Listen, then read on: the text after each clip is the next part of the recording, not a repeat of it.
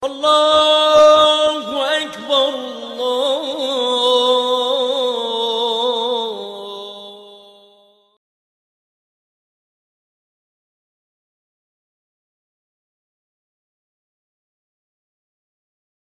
Dans le même axe que la dernière chronique, je souhaite partager avec vous une certaine idée de ce qu'est l'islam et de ce que ça représente en termes de théorie et sociale.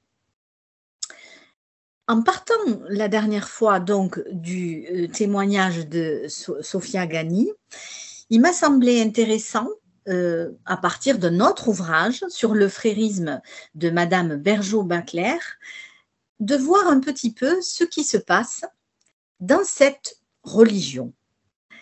Mais en réalité, selon notre ami Pascal Illout, ce n'est pas une religion. Et la première des erreurs que nous commettons, c'est de penser que c'est une religion avec tout ce que ça contient de spirituel. Et non, ça n'a pas l'air d'être ça pour monsieur Illout. Ce monsieur est d'ailleurs d'abord né Mohamed avant de s'appeler Pascal. Donc, il sait bien de quoi il parle et il maîtrise très bien l'arabe.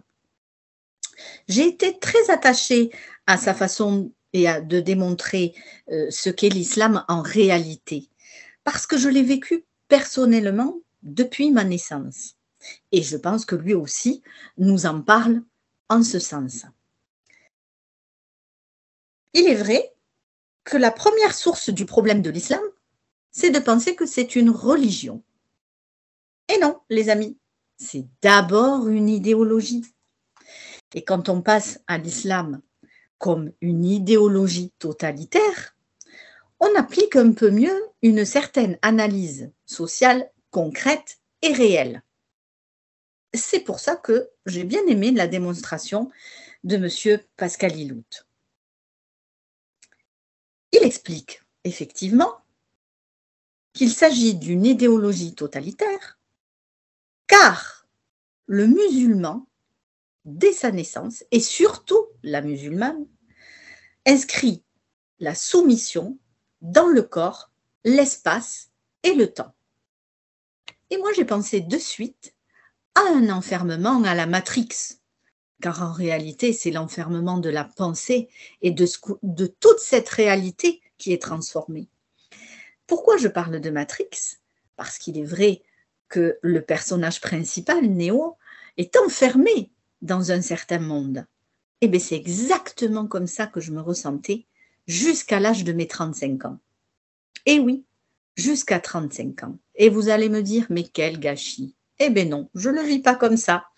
J'ai vécu ça comme un éveil, voire même un réveil. Et heureusement pour moi que je sais lire et écrire et que j'ai pu me débattre un petit peu dans d'autres idéologies que j'ai pu rencontrer, comme le bouddhisme et autres.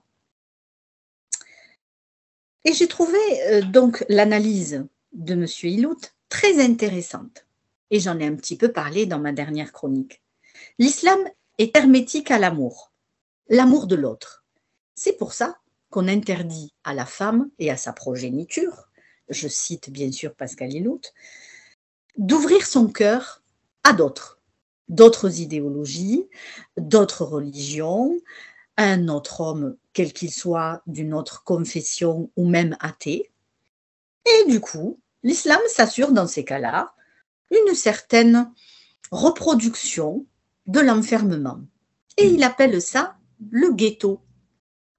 Et j'ai bien aimé aussi comment il a parlé du ghetto, parce qu'il l'a décliné. Ghetto matrimonial. Pourquoi? Parce que la femme, elle est tout simplement enfermée dans cet univers et il lui est interdit d'aller découvrir d'autres contrées. Il parle aussi du ghetto alimentaire qui assure à l'islam une certaine hégémonie dans les 22 pays arabes. Et bien sûr, ghetto alimentaire, on sait très bien de quoi on parle. On parle du halal. Et ce ghetto alimentaire, on le voit s'installer tranquillement, même dans les pays occidentaux. Et il s'agit là d'un miracle islamique, selon Pascal Lillout.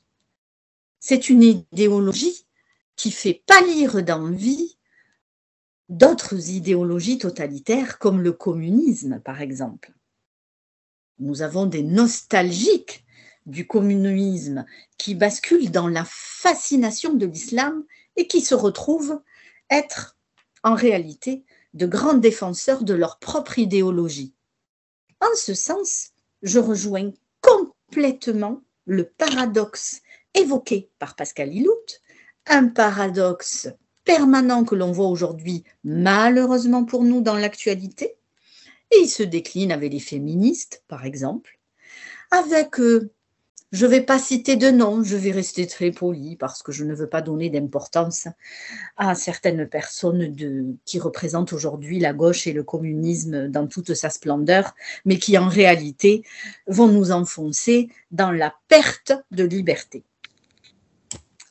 J'ai grandi avec ce paradoxe, car il m'est déjà arrivé de demander à mes parents « Mais pourquoi je ne peux pas faire un anniversaire avec des garçons?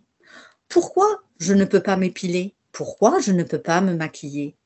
Et là, je comprends totalement quand Pascal Lillout nous parle de ghetto et il se généralise tranquillement.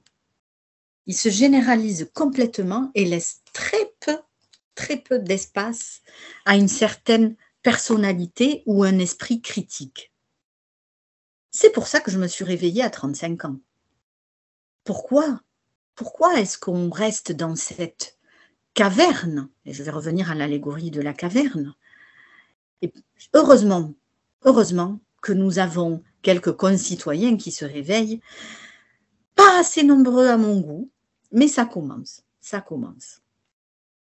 Donc je remercie vraiment Pascal Lillout pour son excellente analyse qui me fait rejoindre très tranquillement et concrètement mon enfance et mon adolescence et qui me calme parce que très souvent, on se rencontre dans la colère et on côtoie parfois nos concitoyens, on discute avec eux, on essaye de comprendre, de confronter nos idées. Et heureusement pour moi que je fais de très belles rencontres comme aujourd'hui et pour lesquelles je peux témoigner ce soir comme notre cher ami Alain et d'autres encore.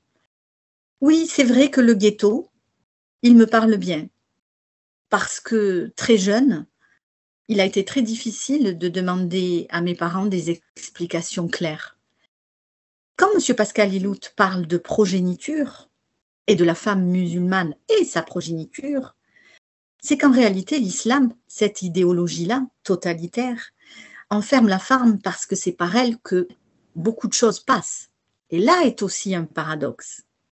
Comment s'assurer de pouvoir faire perdurer au fil des années et des siècles une telle idéologie? Mais c'est fascinant, c'est incroyable. Ça fait pâlir d'envie toutes sortes de totalitarismes.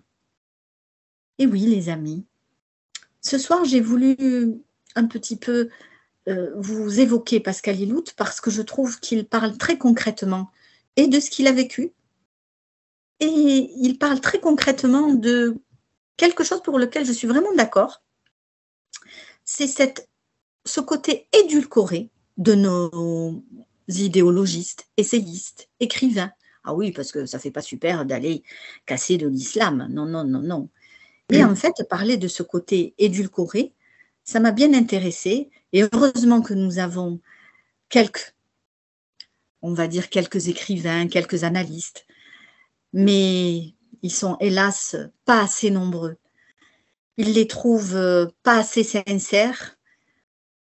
On est là dans des théories, mais en réalité, il y a des milliers de jeunes filles enfermées, mais aussi des milliers de garçons que l'on côtoie, qui grandissent dans cette idéologie et qui auront beaucoup de mal à s'affranchir parce qu'il y a aussi un principe psychologique de loyauté avec nos ascendants et il est très difficile de s'affranchir d'un tel univers. Voilà mes amis. Bonne soirée. Douce France, cher pays de mon enfance, bercé de tendre insouciance, je t'ai gardé dans mon cœur.